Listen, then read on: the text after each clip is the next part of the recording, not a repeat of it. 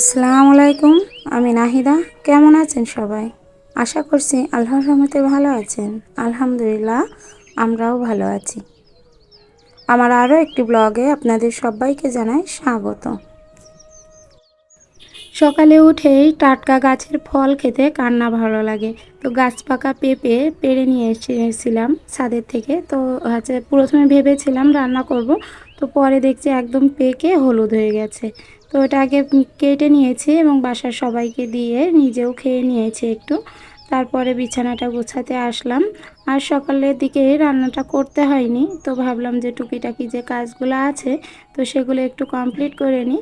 তো আজ একটু বিছানা চাদরটা চেঞ্জ করে দিলাম, কেননা আজকের দিনটা তো যেহেতু ছুটি, উম, শবে মেরাজ উপলক্ষে, তো সে কারণে আমার হাজব্যান্ডও বাসায় আছে। আর আমার বাসার বিছনা চাদর যত ভারী ভারী কম্বল সেগুলো কিন্তু আমার হাজব্যান্ডই কেচে দেয়, ওগুলো আমার কাঁচা লাগে না।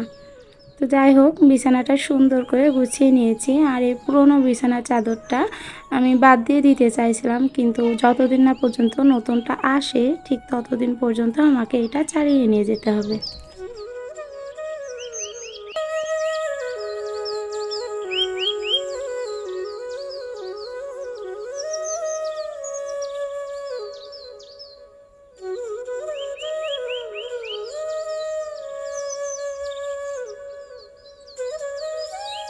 ছাদে যখন গেছিলাম তো তখন একটু মিষ্টি কুমড়ার শাকটা উঠিয়েছি, আর সাথে কিছু পুঁই শাকের পাতা নিয়েছি। আর মিষ্টি কুমড়ার শাক আমি যখনই রান্না করি তাতে একটু পুঁই শাকের পাতা অথবা ডগা দেওয়ার চেষ্টা করি, কেননা মিষ্টি কুমড়ার শাকটা শুধু শুধু রান্না করলে যতটা না মজা হয় তার থেকে বেশি মজা হয় যে তার সাথে যদি একটু পুঁই শাকের পাতাটা দেওয়া হয়। তো আপনারা যদি কখনো এইভাবে না খেয়ে থাকেন তো ট্রাই করে দেখতে পারেন।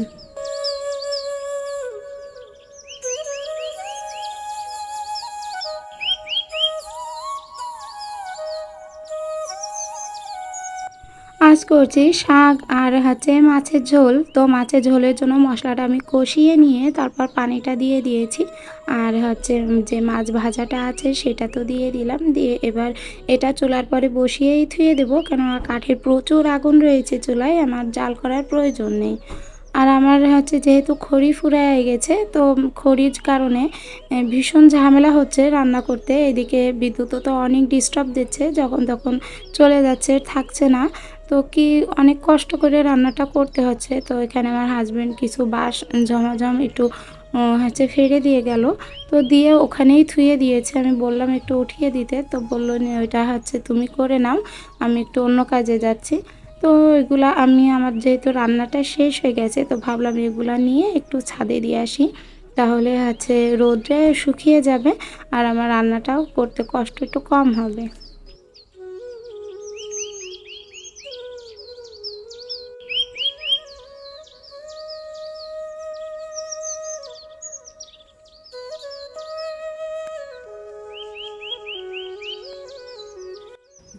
পৃথিবীতে সবথেকে ভয়ঙ্কর জিনিসটা হচ্ছে অভ্যাস। এই অভ্যাসটা এমন একটা জিনিস, আমি প্রতিনিয়ত যে কাজটা করব সেটা কিন্তু আমার এমনইভাবে অভ্যাসে পরিণত হয় যে আমাকে সেই কাজটা করতেই হবে, না করলে নিজেকে শান্তিতে রাখতে পারি না, স্বস্তিও থাকি না। আর অভ্যাস এত পরিমাণে ভয়ঙ্কর একটা জিনিস যে সেটাই যদি একবার আমি নিজেকে গড়ে ফেলতে পারি তাহলে সেটা এমনি এমনিই হতে থাকে। সংসারের কাজগুলো কিন্তু একঘেয়েই মতো, কিন্তু আমরা এই যে প্রত্যেকটা নিয়ত অভ্যাসে তো পরিণত হয়েছি, তো সে কারণে সংসারে এই প্রতিনিয়ত একঘেয়েমি কাজটা আমাদের কাছে কিন্তু খুব একটা বোঝা অথবা একঘেয়েমি লাগে না। এটা যে আমাদের অভ্যাসে পরিণত হয়ে গেছে, আর এটা কিন্তু চলমানই, আর এটা চলবেই। এটা কখনো বাধা হয়ে থাকবে না। আমি যখন থাকবো না তখন হয়তো আমার জায়গায় অন্য কেউ এসে এই একই কাজগুলো করে যাবে।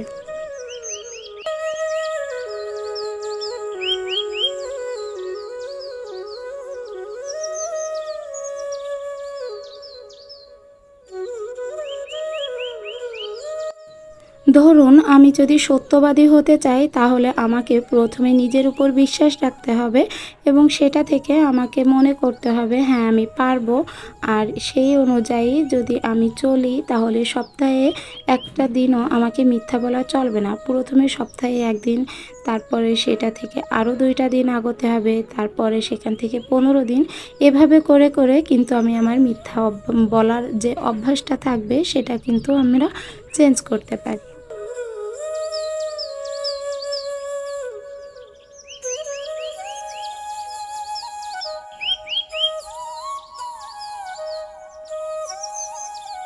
ছোট ভাইটাকে নিয়ে আমি ছাদে চলে এসেছি। আজ কিন্তু প্রচুর রোদ, আর এই রোদের ভিতরে কাজটা করতে হচ্ছে। কেননা এই রোদের মধ্যে যদি কাজটা না করি তাহলে যখন তখন আবার বৃষ্টি আসবে, আর বৃষ্টিতে ছাদটা আবার ছ্যাদলা পড়ে যাবে আর এগুলো ছ্যাঁতছেঁতে হয়ে যাবে। তো সে কারণে ভাবলাম আজকে তো প্রচুর রোদ উঠেছে, আর এদিকে আমার রান্নাটাও কমপ্লিট হয়েছে। তো সে কারণে এগুলো আগে পরিষ্কার করে নিই, আর বাদবাকি কাজটা পরে করে নেব। নিজের সন্তানকে যদি এই ধরনের কাজ করতে দেওয়া হয় তাহলে তাকে মেরে অথবা বুঝিয়ে যেভাবে হোক শাসন করে করানো যায়। কিন্তু নিজের ভাইটা যেহেতু আমার নিজের কাছেই থাকে, আমার কেউ নাই, বাবা মা কেউ নাই, তো সেক্ষেত্রে আমার ভাইটা আমার কাছেই থাকে। তো আমার পুরানো যে ভিউয়ার্সরা আছে তারা তো জানেই, আর যারা নতুন তাদের জন্য উদ্দেশ্যে এই কথাটা আমার বলা। তো যখন আর নিজের সন্তানকে বলি এই কাজগুলো করতে, তখন কিন্তু আশেপাশে কেউ কখনো কিছু বলে না, বরঞ্চ আরও বলে যে তার সন্তানকে ভালো শিক্ষা দিচ্ছে কিংবা কাজ করাচ্ছে। কিন্তু যখনই আমার ভাইটাকে কিছু একটা করতে বলি তখনই সবাই বলে যে আশ্রিতা আমার কাছে থাকে যেহেতু, তো সে কারণে বলে আশ্রিতা তো এই কারণে ওকে দিয়ে এই কাজগুলো করাচ্ছে, বসে বসে কে খেতে দেয়। তো এই ধরনের কথাবার্তা শুনে মাঝে মধ্যে ভীষণ খারাপ লাগে। এমনিতেই আমি আমার পরিবারের প্রত্যেককেই আমি আমার ছেলে, আমার স্বামী, আমার ছোট একটা মেয়েকেও আমি এখন থেকে অল্প অল্প করে অনেক কিছু শিখাই, যাতে ওর নিজের চলাটা কঠিন না হয়ে যায়। এ ধরনের কাঁটাযুক্ত কথা শুনতে গেলে আসলে নিজের তো ভীষণ পরিমাণে খারাপ লাগে। কিন্তু আমার ভাই আমাকে অনেক সময় বোঝায় যে আপু তুমি অন্যর দিকে কান দিও না, কে কী বলছে সেটা তুমি মনে রেখো না। আমরা 2 ভাই বোন এক থাকলেই যথেষ্ট। তবুও কোথাও না কোথাও যদি ওকে কোনো কাজের কথা বলে থাকি তো নিজেরও খারাপ লাগে। মনে হয় কি না আমি কি ওর পরে ভীষণ চাপ দিয়ে ফেলছি, অথবা আমার এটা করা উচিত। কিন্তু নিজের সন্তানের উপর আমি নির্দ্বিধায় সেই চাপটা অথবা সেই জেদটা কিন্তু খাটাতে পারি।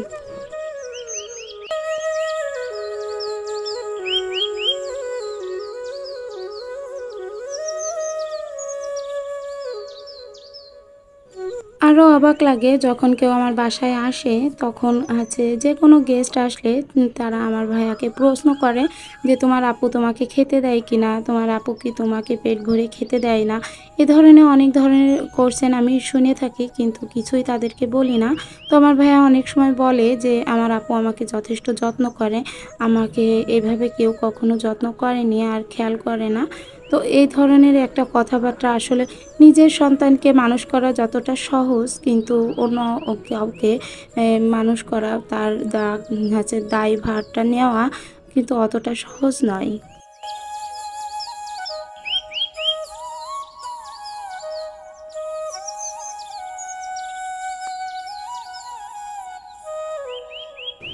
মধ্যবিত্ত পরিবারে অভাবটা কার না থাকে, তেমনটার বিফল কিন্তু আমিও নয়। তো যাই হোক, আমি এতগুলো কথা আজ বললাম, কারণ আমার ভীষণ খারাপ লাগছে। ভাইটাকে দিয়ে ছাদটা পরিষ্কার করছি, এবং অনেকে অনেক কিছু বলছে যে আমি ছাদে ঘাস চাষ করছি, কেন এরকমটা করছি, আবার ভাইকে দিয়ে করাচ্ছি।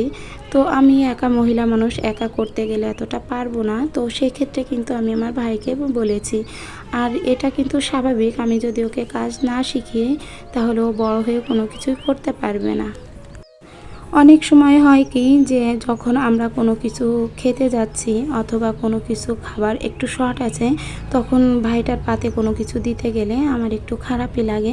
মনে হয় কি যে না ও কি মনে করবে, কিন্তু নিজের সন্তানকে নির্দ্বিধায় বোঝাতে পারি যে এই খাবারটা কম আছে, তুমি একটু কম খাও। তো যাই হোক, এখন বাজে সন্ধ্যা 6টা বেজে 30 মিনিট। তো এখন আমি আমার নাস্তাটা তৈরি করে নিব। আর সারাদিনের ভিডিও কেমন হলো সেটা অবশ্যই কমেন্ট বক্সে এসে জানাবেন। আর যদি আপনি আমার এই ভিডিওতে নতুন এসে থাকেন তাহলে প্লিজ একটা লাইক দিতে ভুলবেন না। আর যদি চান আপনাদের এই বোনটি একটু হলেও ইউটিউবে জায়গা করে নিই, তাহলে চ্যানেলটিকে সাবস্ক্রাইব করে রাখতে পারেন।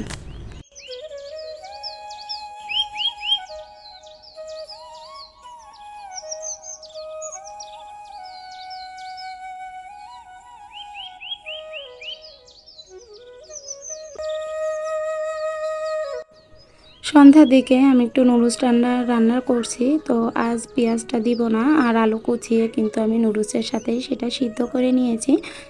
সিম্পলভাবে রান্না করব, তো সেটাতে আমি ডিম ভেঙে দিয়েছি, আর এটার ভিতরে একটু ম্যাজিক মশলাটা দিয়ে দেব। নুডলসের মশলা তো অবশ্যই দেব। এভাবে দিয়ে আর এর ভিতরে একটু সয়া সস দিব। তা তেলটা গরম হওয়ার আগেই আমি দিয়ে দিলাম ডিমটা, দিয়ে একটু ভেঙে নিচ্ছি, কেননা এটা গুঁড়ো গুঁড়ো করব। আর যেহেতু আজকে পেঁয়াজ দেয়নি, একটু গুঁড়ো করতে সমস্যা হয়ে যাবে, তো সে কারণে এটা সিম্পলভাবে রান্নাটা কমপ্লিট করে নিচ্ছি।